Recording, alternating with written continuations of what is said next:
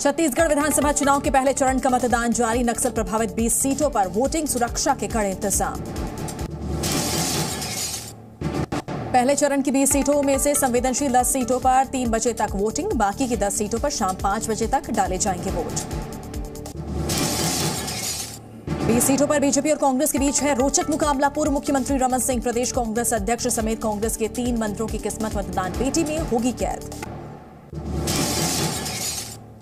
छत्तीसगढ़ के पूर्व CM doctor Raman Singh के बेटे अभिषेक सिंह ने किया मतदान। कवर्धा के मतदान केंद्र पर डाला वोट। छत्तीसगढ़ में कांकेर से कांग्रेस प्रत्याशी शंकर ध्रुवा ने किया मतदान। भानु प्रतापपुर से कांग्रेस प्रत्याशी सावित्री मंडावी ने भी डाला वोट।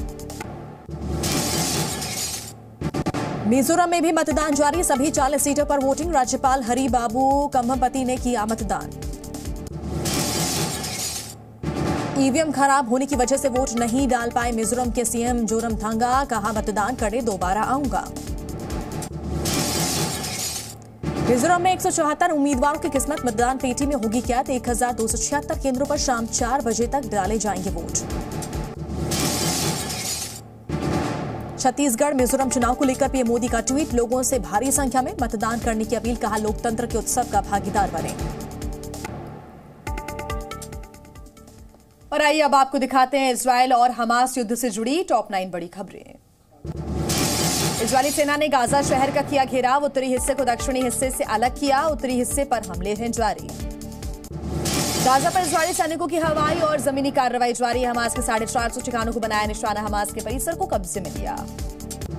गाजा में अल शिफा अस्पताल पर इजरायल ने अटैक किया। हमले में एक व्यक्ति की मौत, कई लोग हुए घायल।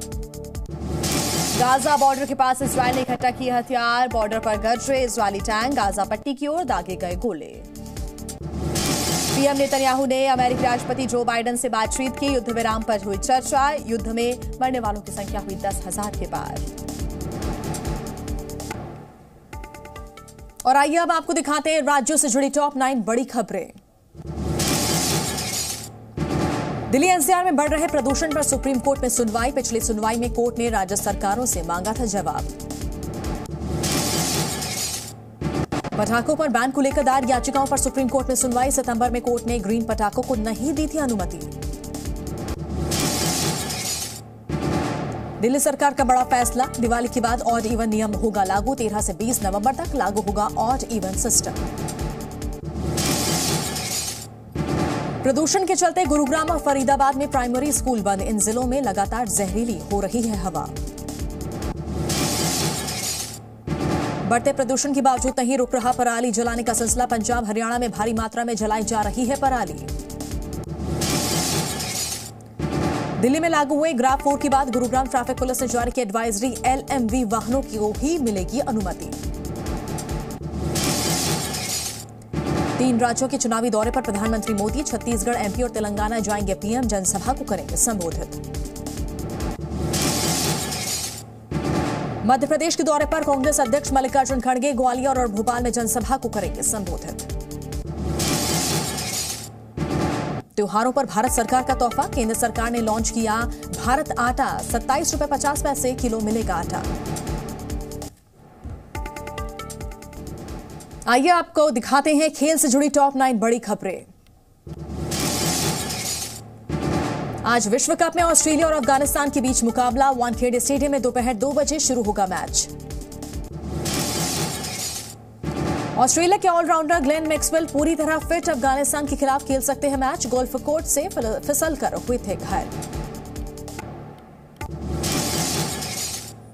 विश्व कप में बांग्लादेश की दूसरी जीत। श्रीलंका को 4 विकेट से दी मात। बांग्लादेश के कप्तान शाकिब अल हसन को मिला प्लेयर ऑफ द मैच। 65 गेंदों पर 82 रन की खेली पारी। श्रीलंका और बांग्लादेश के मुकाबले में विवाद है। श्रीलंका के एंजेलो मैथ्यूज को दिया गया टाइम आउट। क्रिकेट इतिहास में पहली बार किसी को दिया गया टाइम आउट। शाकिब के अलावा नजबुल हुसैन शंतो ने खेली 90 रन की पारी। शाकिब और शंतो के बीच हुई 169 रन की साझेदारी।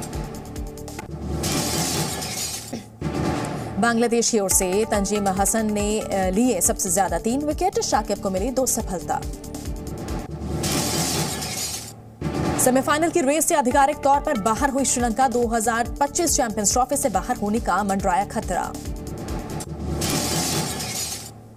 वेस्टइंडीज के ऑलराउंडर सुनील नरेन ने इंटरनेशनल क्रिकेट से लिया संन्यास। आखिरी बार 2019 में खेला था T20 इंटरनेशनल मैच।